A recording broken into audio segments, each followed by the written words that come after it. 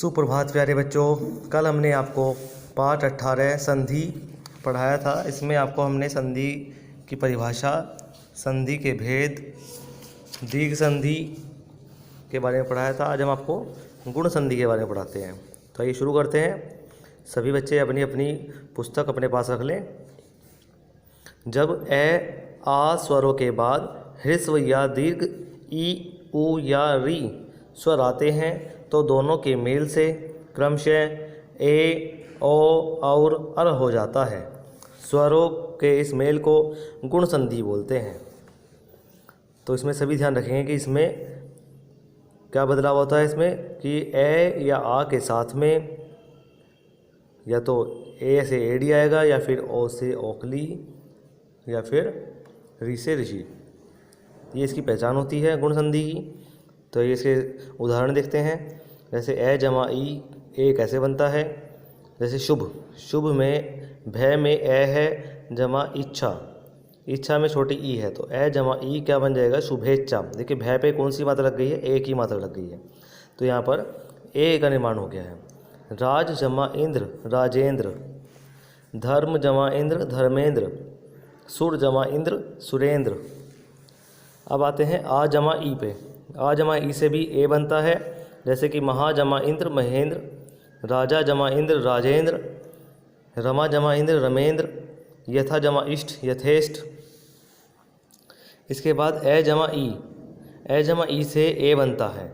गण जमा ईश, गण जमा ईश, इससे बन जाएगा गणेश। सुर जमा ईश, सुरेश। दिन जमा ईश, दिनेश। और परम जमा ईश्वर, परमेश्वर।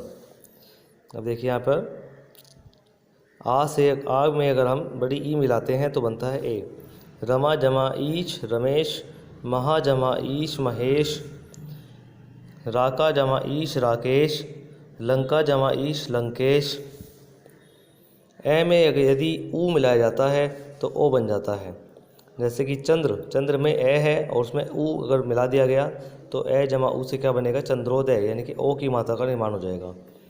पर जमा उपकार, परोपकार। हित जमा उपदेश, हितोपदेश। और वार्षिक जमा उत्सव, वार्षिकोत्सव। अब देखते हैं आ में यदि ऊ मिलाया जाए तो क्या होता है, तब भी ओ का निर्माण होता है। जैसे कि महा जमा उत्सव, महोत्सव। महा जमा उदधि, महोदधि। यदि ए में बड़ा ऊ मिलाया जाए तो ओ बनता है। जैसे कि नव जमा ऊढ़ा, नवोढ़ा। जल जमा ऊर्मी, जलोर्मी। यदि आ में ऊ मिलाया जाए तो ओ बनता है। जैसे गंगा जमा उर्मी, गंगोर्मी। दया जमा उर्मी, दयोर्मी।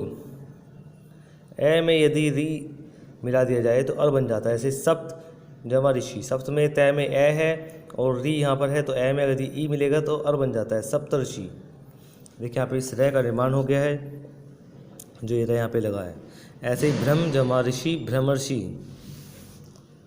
आ में यदि री मिलाए तब भी अर बनता है। जैसे महा जमा ऋषि, महर्षि। और राजा जमा ऋषि, राजर्षि। इसके बाद आज पढ़ते हैं वृद्धि संधि। वृद्धि संधि का निर्माण कैसे होता है, देखिए। ए या आ के बाद यदि ए, आए या ओ, औ हो तो दोनों के मेल से क्रमशः आए और औ हो जाते हैं। स्वरों के इस मेल को वृद्धि संधि कहते हैं। अब देखिए किस प्रकार ए में ए जुड़ेगा तो आई बन जाएगा। जैसे कि एक, एक में यहाँ पर कै में ए है और यहाँ पर ए है, तो ए जमा ए मिलकर क्या बनेगा, आई बन गया है। आई की मात्रा बन गई है यहाँ पर, एक एक। मत जमा, ये देखिए ए में यदि आई जोड़ते हैं तब भी आई बनता है। आ में अगर ए जोड़ेंगे तब भी आई बनेगा, और आ में आई जोड़ेंगे तो तब भी ए। चारों परिस्थितियों में हमारे पास क्या मात्रा बनेगी, आई की मात्रा बनेगी। मत जमा ऐक्य, मतेक्य। सदा जमा एव, सदैव। महा जमा ऐश्वर्य, महेश्वर्य। ए जमा ओ से क्या बनता है, आओ। और यदि ए में आओ मिल जाए तब भी आओ बनता है। आ में ओ मिले तब भी आओ बनेगा, और आ में आओ मिल जाए तब भी आओ बनेगा। किस प्रकार, देखिए। परम जमा ओज, परमोज। वन जमा औषधि, वनौषधि। महा जमा ओजस्वी, महोजस्वी। महा जमा औषधि महौषधि। इसके बाद है यण संधि, ह्रस्व या दीर्घ स्वर ई उ या री के बाद यदि कोई असमान ई उ री से भिन्न स्वर आ जाता है तो ई और ई का य बन जाता है तथा उ और ऊ का व तथा री का र हो जाता है। स्वरों के इस मेल को यण संधि बोलते हैं। देखिए इसमें जब कोई सी भी ई हो, उनमें अगर कोई सी भी ई में ए आ उ या ए मिले, यानी कि इनसे अलग कोई भी स्वर मिलता है तो उनकी जगह पे क्या होता है, यदि ए और आ मिलते हैं तो यह ए मिलने से यह बनता है, आ मिलने से या बन जाता है, छोटा ऊ मिलने से यह पे छोटा ऊ की मात्रा लग जाती है और बड़ा ऊ मिलने से यह पे बड़े ऊ की मात्रा लग जाती है। इस प्रकार ए मिलने से ये बन जाता है और आई मिलने से यही। जैसे कि अति जमा अधिक अत्यधिक, यदि जमा अपि यद्यपि, नदी जमा अर्पण नद्यर्पण। यहाँ पे देखिए यह का निर्माण हो गया है।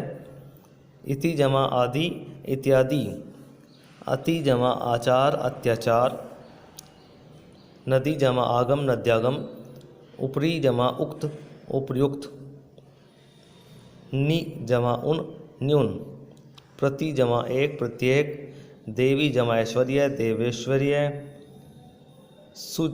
इसके बाद देखिए यदि कोई से भी ऊ में छोटा ऊ हो चाहे बड़ा ऊ हो, इनमें इनसे अलग कोई स्वर मिलता है, जैसे कि अगर छोटे ऊ में ए मिल जाता है तो वह बन जाएगा, छोटे ऊ में आ मिल जाएगा तो वाह बन जाएगा, या फिर बड़े ऊ में भी अगर आ मिलता है तब भी वाह बनता है।